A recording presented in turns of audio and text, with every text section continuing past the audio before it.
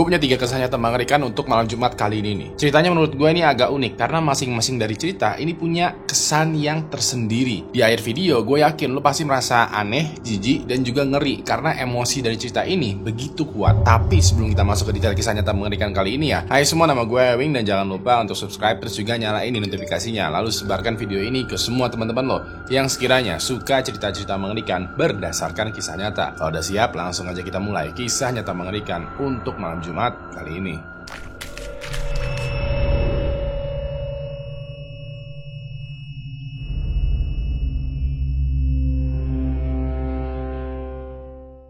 Ketiga, penerbangan yang aneh. Pada tanggal 6 September tahun 2022, ada seorang produser dan sutradara film berusia 38 tahun yang bernama Emerson Collins. Waktu itu dia sedang berada di sebuah pesawat yang terbang dari Los Angeles menuju ke Dallas, Amerika Serikat. Pesawat yang dia tumpangi merupakan pesawat dari maskapai American Airlines jenis Airbus 321. Di awal penerbangan, pas take off, semuanya biasa aja. Tapi pas pesawat sudah mengudara, muncul suara aneh yang menurut gua ini diantara mengerikan tapi juga ambigu. Karena Emerson merasa bingung ya dengan suara ini, dia ambil tuh handphonenya, lalu dia rekam suara ini. Begitu pesawat udah mendarat dengan selamat, Emerson lalu ngepost videonya tadi di Twitter dan juga TikTok. Siapa tahu netizen tahu tuh maksud dari suara ini. Nah, gue mau perhatikan baik-baik video dari Emerson ini.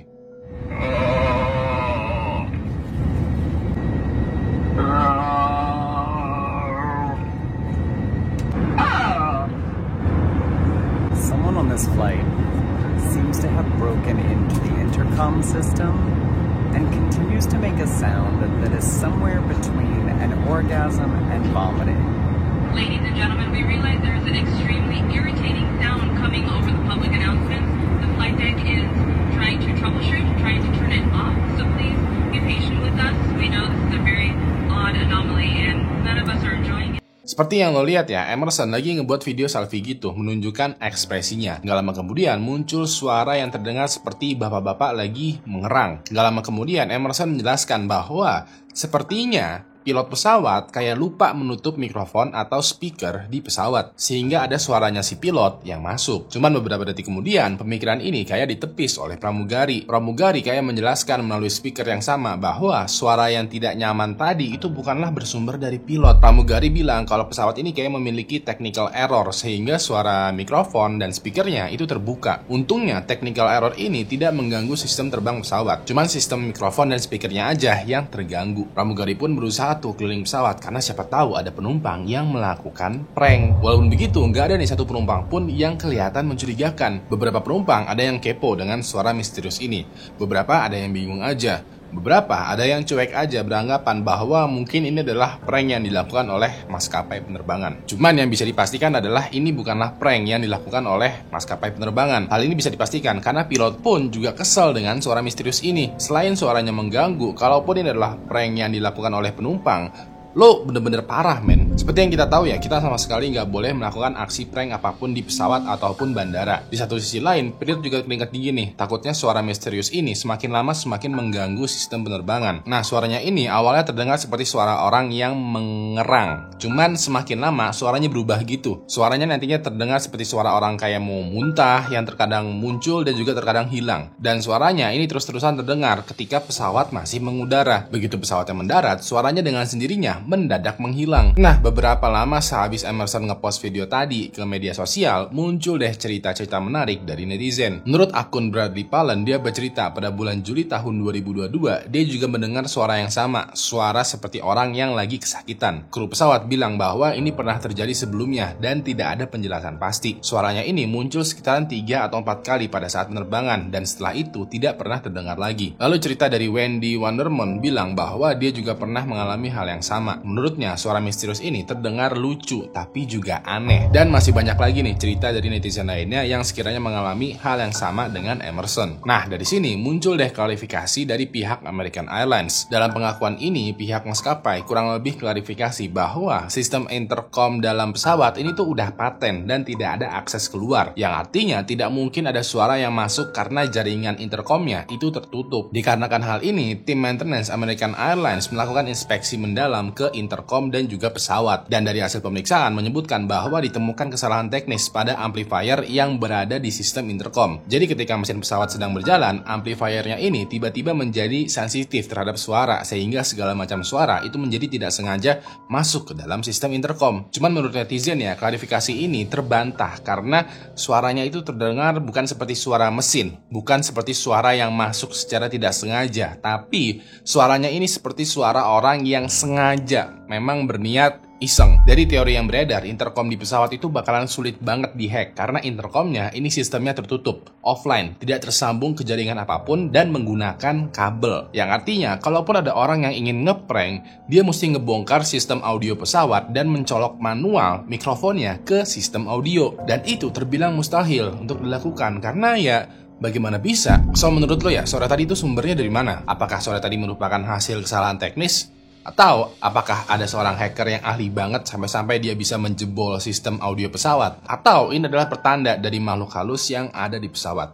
Tulis pendapat lo di kolom komentar.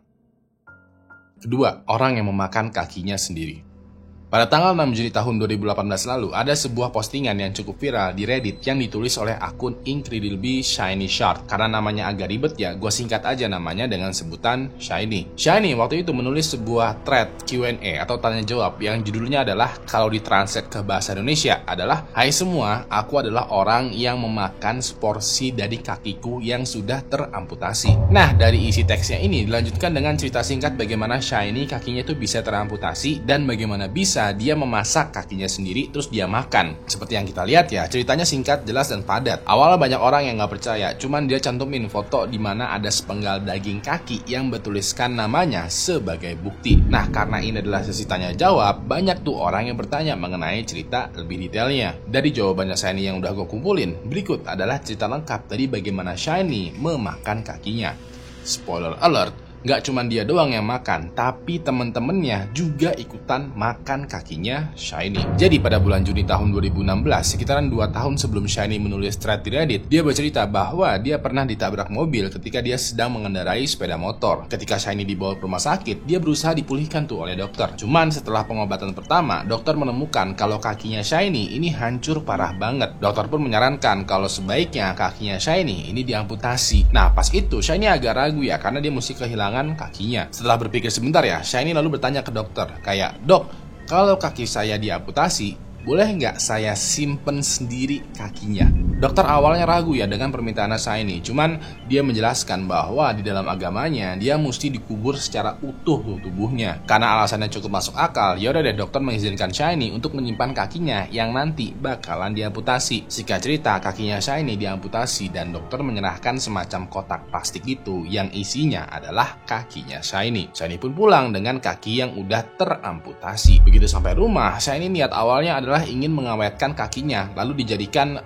semacam pajangan. Menurut dia keren aja gitu kalau kakinya yang udah diawetkan itu dijadikan lampu meja atau furnitur. Tapi dikarenakan biaya untuk mengawetkan itu mahal banget, dia urungkan niat ini. Pas itu juga teman-temannya Shiny yang tinggal bareng dengan dia itu kayak lagi main-mainin kakinya Shiny. Mereka kayak takjub gitu melihat sebongkah daging atau sepotong kaki manusia. Pas lagi bengong melihat ke arah teman-temannya, Shiny ini kayak punya keinginan untuk kakinya balik lagi ke tubuhnya. Tapi balik lagi ke tubuhnya ini bukan berarti kakinya tuh nyambung lagi. Enggak cuy. Balik lagi di sini artinya adalah Shiny ingin kakinya menjadi bagian dari tubuhnya ini lagi. Supaya keinginannya tercapai, Shiny mesti memakan kakinya sendiri. Dia pun lalu mengambil pisau dapur lalu memotong-motong sebongkah kaki ini. Dia pisahkan gitu ya dari tulangnya kayak urat saraf, pembuluh darah, kulit, dan juga lain-lainnya. Hasilnya sekarang adalah sebongkah daging, tulang, dan jeroannya. Semongkah dagingnya ini dia masukkan ke dalam plastik lalu dia simpan di freezer kulkas. Dan sisa-sisanya dia masukkan ke dalam kotak lalu dia kremasi atau dia bakar gitu di belakang rumahnya. Beberapa hari kemudian dia menghubungi 11 teman-temannya yang sekiranya paling open-minded. Pas itu Shiny bilang ke teman-temannya bahwa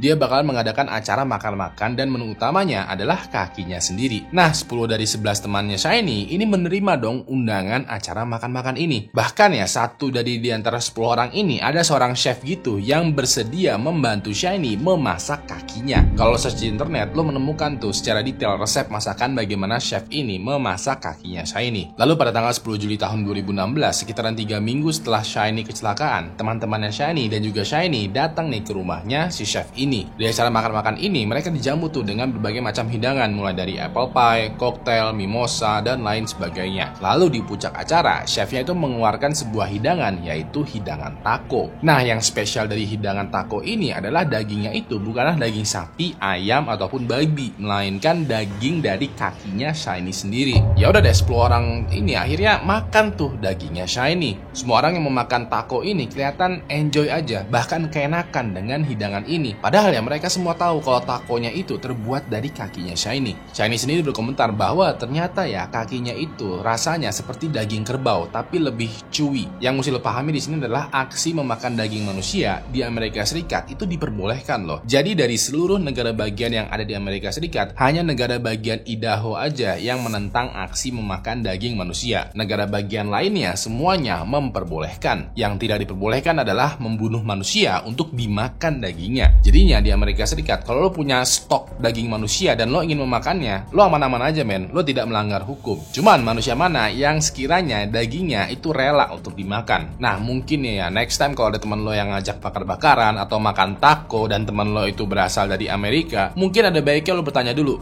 ini dagingnya tuh berasal dari mana? Pertama, balas dendam dari ibu.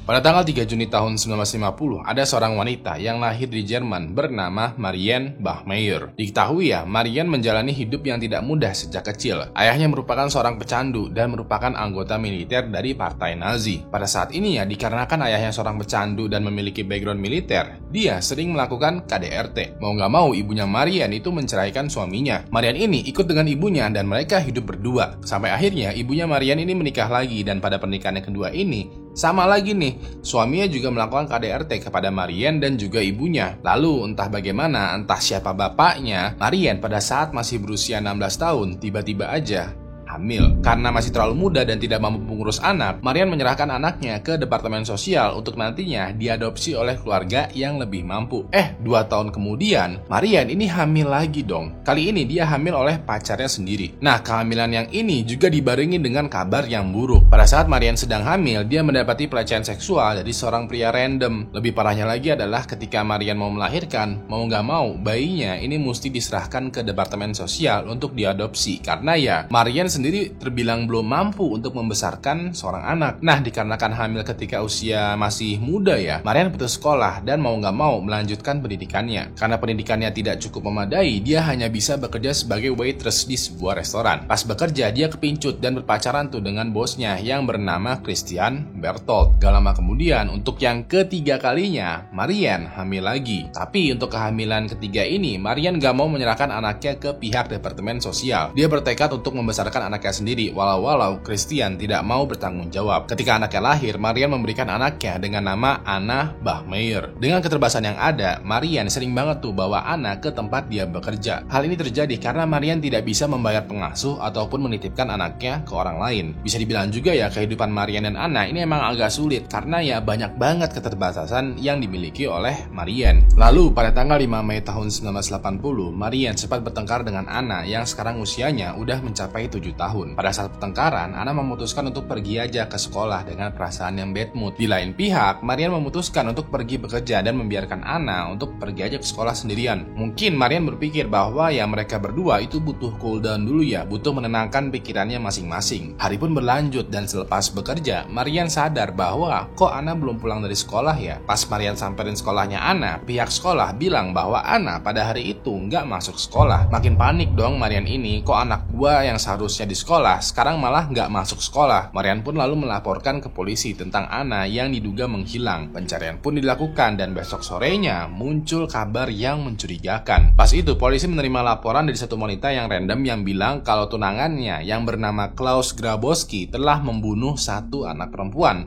Anak perempuannya ini bernama Ana.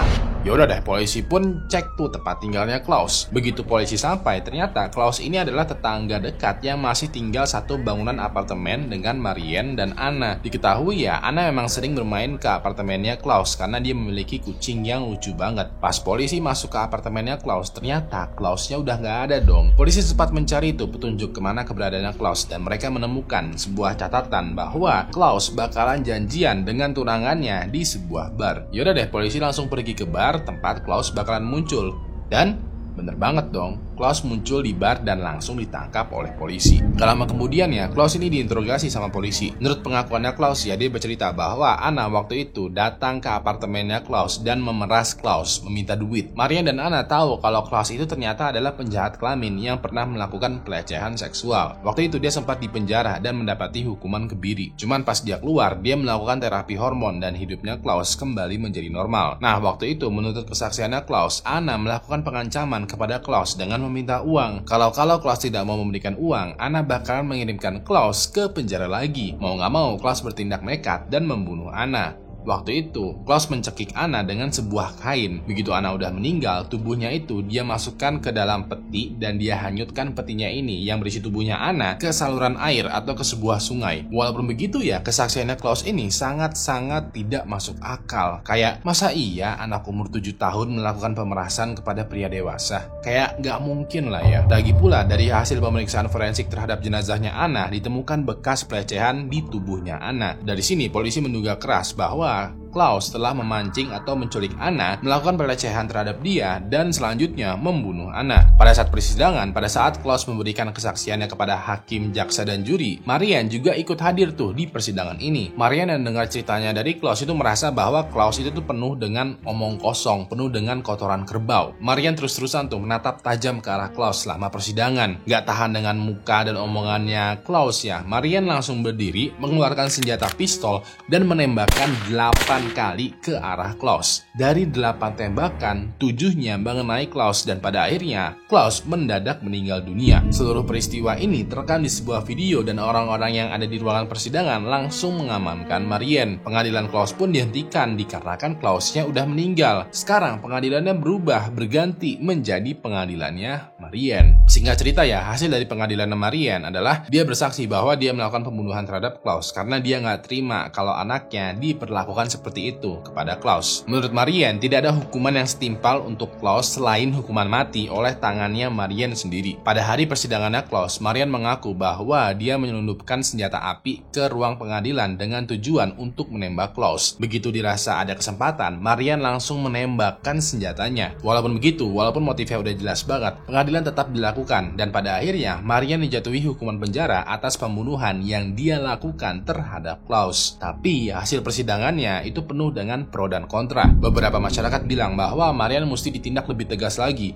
hukumannya masih terlalu ringan. Kalau begini terus, nantinya masyarakat khawatir dengan orang-orang yang bakalan main hakim sendiri. Di satu sisi lain, beberapa masyarakat bilang kalau Marianne itu mesti dibebaskan. Apa yang dilakukan merupakan hal yang dianggap bisa dipahami, karena namanya juga orang tua ya, namanya juga ibu. Gak terimalah kalau anaknya itu dilecehkan, dibunuh, dan mayatnya dibuang begitu aja. Pada akhirnya, pengadilan memutuskan untuk menjatuhi Marianne dengan hukuman 6 tahun penjara. Itu pun atas dasar tuduhan kepemilikan senjata ilegal, yang artinya tuduhan Marianne yang melakukan pembunuhan terhadap Klaus itu dibatalkan. Nah, walaupun Marianne dihukum 6 tahun penjara, dia dibebaskan setelah menjalani 3 tahun hukuman penjara. Setelah bebas, Marianne berusaha hidup normal kembali. Pas itu ya, dia menjual kisah hidupnya secara eksklusif ke sebuah majalah berita yang bernama Stern dengan harga yang mahal. Dikabarkan ya, pada tahun 1996, Marianne meninggal dunia di usia 46 tahun karena kanker pankreas. Marianne pun dikuburkan bersebelahan dengan kuburan anaknya.